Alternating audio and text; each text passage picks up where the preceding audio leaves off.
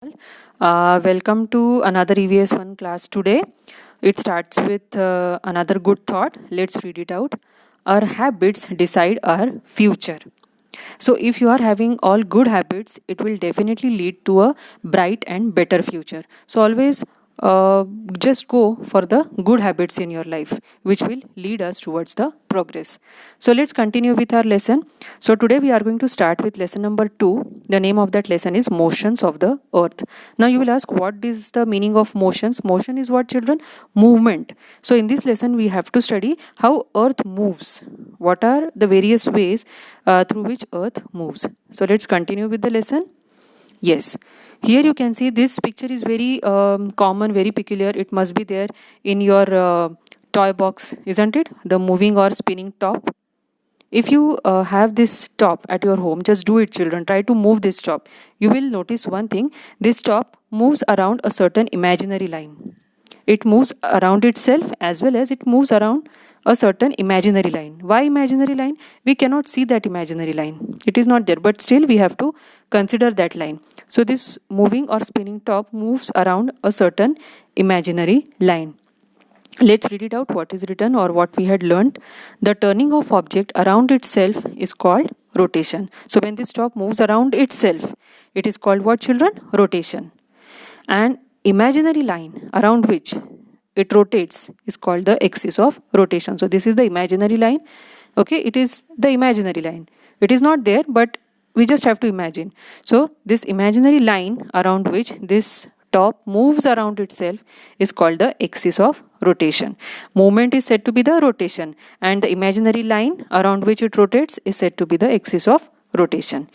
Is it clear to you? So let's move on to the next slide. Yes. Here in this picture it becomes more clear, that is axis and rotation. Here you can see this imaginary line. Can you see this imaginary line which is drawn here?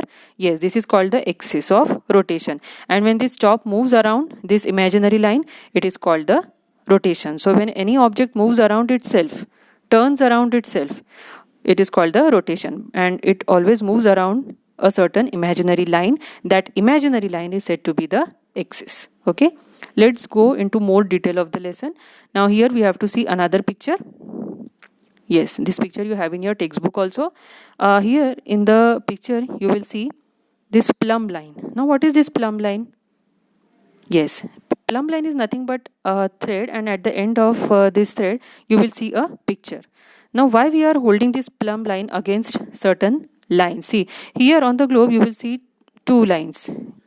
This particular and this one, isn't it? But children, let me tell you one thing, these are all imaginary lines. This line which is drawn here on the globe, this line which is drawn on the globe, these are all imaginary lines. Did you notice one thing? This plumb line is making a certain angle with this slanted line. Can you see? Yes, it is making a certain angle. And one more thing you will notice here, this particular line which joins from north to south pole, is it a straight line, children? Well, not. This is not a straight line. This is a slanted line.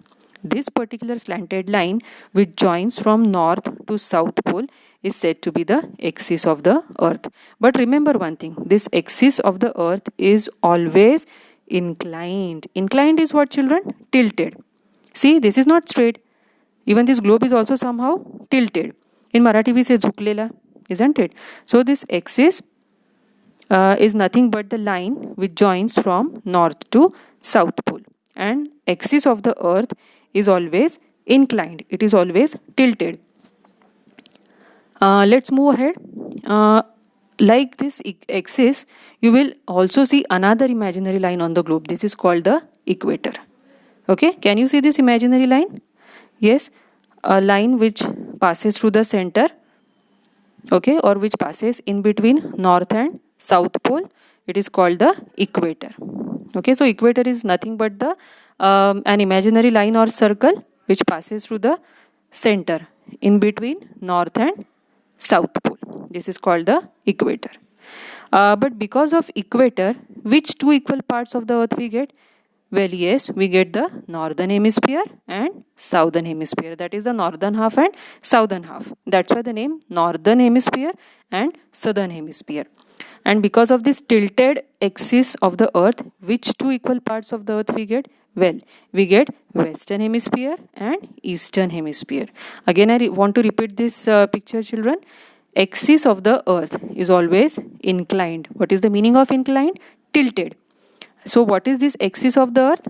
This axis of the earth is nothing but the imaginary line which joins from north to south pole. And what is equator? It is again another imaginary line which passes through the center or in between north and south pole. You can see this imaginary line. Where it is imaginary line? In between north and south pole. But because of this equator, which two equal parts of the earth we get? We get northern hemisphere and southern hemisphere. And because of axis of the earth, which two equal parts we get? Western hemisphere and eastern hemisphere. Okay. See children, just now we talked about the imaginary line, that is axis of the earth, and the rotation, isn't it? So the earth, it also moves around its own axis, just like this top. You can see, no, the top moves around itself, around this axis.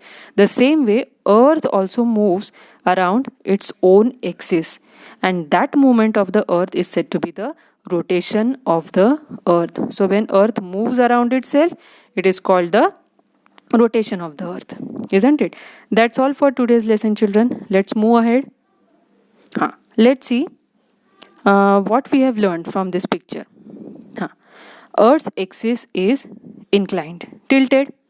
The line joining north and south poles is called the axis of the earth. An imaginary circle present between north and south pole is called the equator. Two equal parts made by the equator are northern and southern hemisphere. Earth's axis is inclined. See, Earth's axis, it is always inclined. Earth's axis is inclined. The line joining north and south pole is called the axis of earth. Yes, the line joining north and south pole is called the axis of earth.